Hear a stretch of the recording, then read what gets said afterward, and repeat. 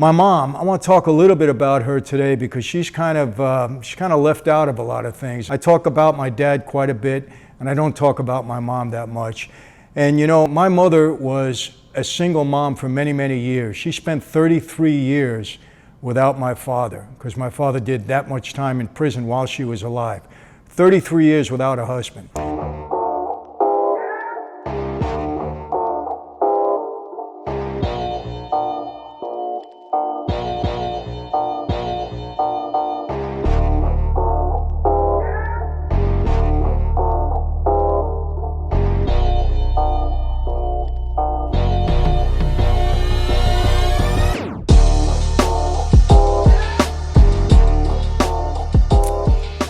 Hello everyone, and welcome to the series, A Sit Down with Michael Franzese.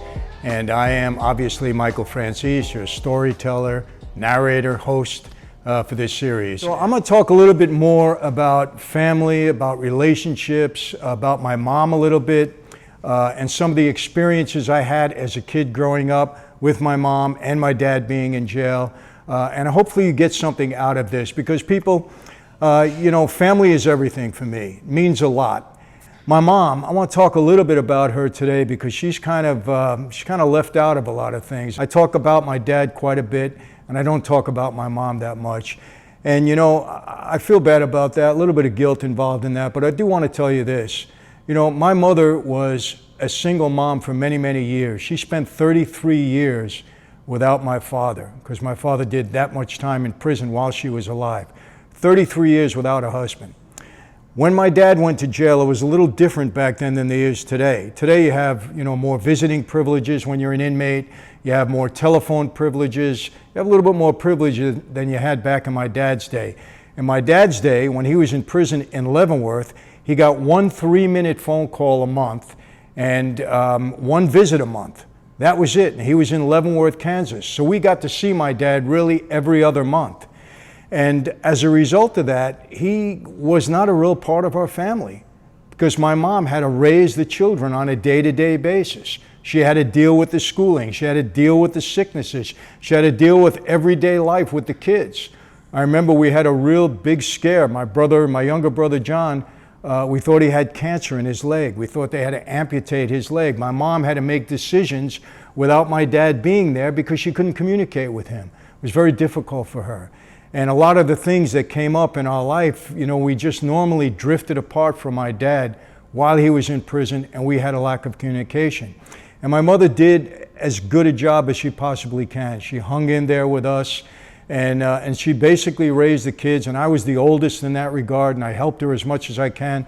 Basically was the father to my three, younger brothers and sisters. It was really tough, and I want to say this. There are many people out there listening now that were brought up in a single-parent household that had to really rely on their mother. And I give these moms credit for raising these children, especially today in a world where there's so many distractions. These younger kids today have more negative influences at their fingertips than I ever had as a kid growing up. And these moms, these single moms today that raise their children, they deserve a lot of credit for it. And sometimes, with my own mom, I don't give credit where credit is due. And I got to tell you, my mom was a tough woman at times, man. She had a very strong personality. Her and I, sometimes we were like oil and water. We didn't mix that much. But, my mom passed away in 2012. I always loved her. We had our differences. And she died of cancer. And, for the last several months, I got to spend more time with her. And I got to know her a little better. And I got to feel some of her feelings about my dad being away, and her relationship with my dad at the end of their life was not good. I mean, she blamed my dad for everything that went wrong in her life, and there was a lot that went wrong. I had a sister died of an overdose of drugs. My brother was a drug addict over 25 years, eventually became an informant. We had so many headaches growing up with those kids in that drug situation. I hate anything to do with drugs as a result. And please, any of you that are listening out there that have a drug issue, please get help for it. It's the most destructive thing in life. I really mean that, and I've witnessed it in my own family. But my mother, she kind of opened up to me and told me some of the feelings that she was having And kind of made me feel bad, because whenever my mom and dad were in a dispute, I would always stick up for my dad. You know, I was so programmed and conditioned, and I thought so highly of him. And it wasn't that I loved my mother any less. It was this, my dad was this dynamic figure in my life. And I just used to, you know, side with him all the time. And I really felt bad. That was the wrong thing to do. I understood, you know, towards the end, the pressure my mother was under for all of those years. And all you single moms out there are sure you can relate to that. So I applaud you for doing the job that you do. And, you know, keep it up. This is a tough world. And you got so many challenges with these kids today. Tough world, but keep up the good work, and you know, get as much help as you possibly can, because you need it. I want to make reference to that comment, you know, Mike, why do you always hold your dad up on a pedestal? Why do you hold him in such high esteem? Again, he was my dad. I loved him. He taught me a lot of great things. Give you an example. You know, my dad said to me, things that you need to stay away from, son. Wine, women, gambling, drugs. Stay away from them. They're destructive in life. He taught me that all the time. And you know, my dad would make up stories. I found out later on. He would tell me stories. I thought they were real. And he told me these stories to scare me. He told me stories about drugs that scared the heck out of me. About alcohol. Scared me. My dad hated motorcycles. He said, anybody who drove on a motorcycle, they got to be crazy. They have no protection around them. They're driving at 60 or 70 miles an hour. He always discouraged me from being on a motorcycle. He would tell me these horrible stories to scare me, so I would never get on a bike. As a result, I never owned a motorcycle. I had a mini bike one time, and like a fool, I drove it up a ramp. I fell off the ramp, went down, crashed the mini bike, and I was like an omen from my dad. Like, don't ever do this. Don't ever get on a motorcycle. He was happy that happened, by the way. But you know, he taught me never to gamble, never to gamble. And I'll tell you a story. I was 17 years old. I was driving a Lincoln Mark III or Mark IV, if you remember them, big Lincoln Continental. And I was going to disobey my dad. I was going to the racetrack, Roosevelt Raceway in Long Island. I was the Trotters back then. Went to it with a couple of friends. So I go into the track, I park my car, go into the track, and I bet on 8 races, and I lost all 8 races. And I said, man, this is an omen. My dad told me never to gamble. He didn't want me to go to the track. Lost all 8 races. I walk out into the parking lot. I get to my car. Somebody stole the hubcaps off of my car. Not only did I lose the race, but I stole the hubcaps. I was wondering if my dad sent somebody there to make a real point. I don't know. But anyhow, made a point. I said, never again am I going to go to the track. I did afterwards, but I never became a gambler as a result. Was around a lot of gamblers, had big bookmakers working for me, but anytime I bet, it was just for fun, and I never got serious about it. So that was a lesson he taught me. As far as drugs, hated anything to do with drugs. And people, let me tell you this. When I got straightened out in 1975, the day I became a made member of that life, I was told straight out, you deal with drugs, you die. We didn't get involved in drugs. It wasn't a major part of our business. I know there's stories out there about the mob being big drug dealers. Not true.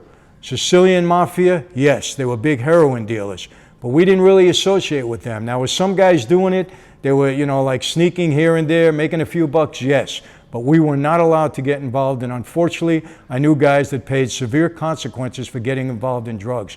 I hated anything to do with drugs as a result of my dad drumming it into my head. Unfortunately, my sister and my brother, they didn't pay that close attention, and they really suffered over it. My sister, like I said, passed away of an overdose, and my brother had 25 years of struggles and challenges as a result. So my dad taught me well, so I loved him for that. He taught me great things, regardless of what he was doing in the outside world. You know, I got to describe this. I got to describe the kind of father I had. 2012, my mom had passed away. My dad was in prison again. You know, got violated, went back in. He did a total of 40 years, so he's in prison. My mom passes away, and we tried to get him out to go to the funeral. We agreed to pay for the marshals, the whole bit, but they said it was too much of a risk. The Bureau of Prisons would not let my dad attend my mother's funeral. And that's what happens in the Bureau of Prisons. Normally, they do not let somebody go out to attend a funeral. So I go to see my dad right after we had buried my mom. And the prison he was in, they gave me a special visit. They allowed me to go into the attorney's room. Normally you don't do that, but because my mom passed away, they allowed me to go in. And so I go in there and I see my dad, and in my entire life with my dad, I never saw him depressed. Never. He was always, you know, maintained a constant spirit, never got depressed, But this day was different. And I seen him and he was kind of down. And I said, Dad, what's wrong? You don't look right today. I know Mom passed away. I get it. Are you okay? And he looked at me and he said, son, what do I got to live for? He said, look at me. I'm stuck in this place. My wife of all of these years, 33 years, I know her. I can't even attend her funeral. My daughter died. My son is in trouble. He said, what do I got to live for? I may spend the rest of my life in here. I may as well die in here. And he really was down, something I wasn't used to. So knowing my dad, I looked at him and I said, hey, are you getting weak on me? What's going on? And he looked at me, he perked up when I said that. My dad don't like that word weak in his vocabulary anywhere. He said, what do you mean by that? I said, Dad, let me remind you of something. Okay, 1967, April of 1967, we're in Judge Jacob Mishler's courtroom. You're at the defendant's desk. I'm sitting behind you in the first row with Mom. Judge Mishler just sentenced you to 25 years in prison, back-to-back, running wild, 50 years total. 50-year prison sentence. Judge Mishler looked at you and said, Mr. Franzese, you want to address the court? You got anything you want to say? And I'll never forget those words. You said, yeah, Your Honor, I'm going to fool you and everybody in this courtroom. I'm going to do the whole 50. That's exactly what he said. And when I said that to him, he looked up and he said, damn right, Mike. He said, I keep my word even to that rat judge. I'm going to do the whole 50. I'm not dying until 2017. And that would have been 50 years in total that he did in prison. And he was 103 when he passed away. So he kept his word even to that judge. But that's the kind of father that I had. He was a role model in that regard. He was a very powerful, strong figure in my life. And look, I realized later on that a lot of things that he did were not the greatest for our family. I have to say that. And I don't want to do anything to dishonor him. He's passed on now, and I still love him. He and I had a different ideology about that life. I wanted to preserve my wife and children. And my dad, in a way, sacrificed us because his legend in that life meant more to him. I get it. I respect him for it. I'll never say anything but that. But, our family suffered tremendously as a result of that. So, I want to make that clear, that I hold my dad up because I want to love him. I want to see the good in him. I don't want to see the bad in him. And I think kids, that's what we want to do. My kids, I got to tell you this. I did 8 years in prison. And my youngest, they would visit me all the time. My wife was very loyal. She'd come and she'd take the kids as often as she possibly can.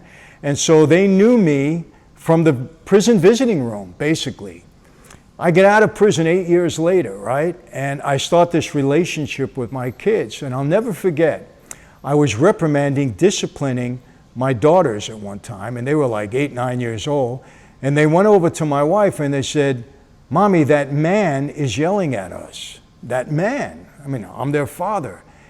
And it really sunk in that distance between us, the time that I was away from them, really had an impact on them.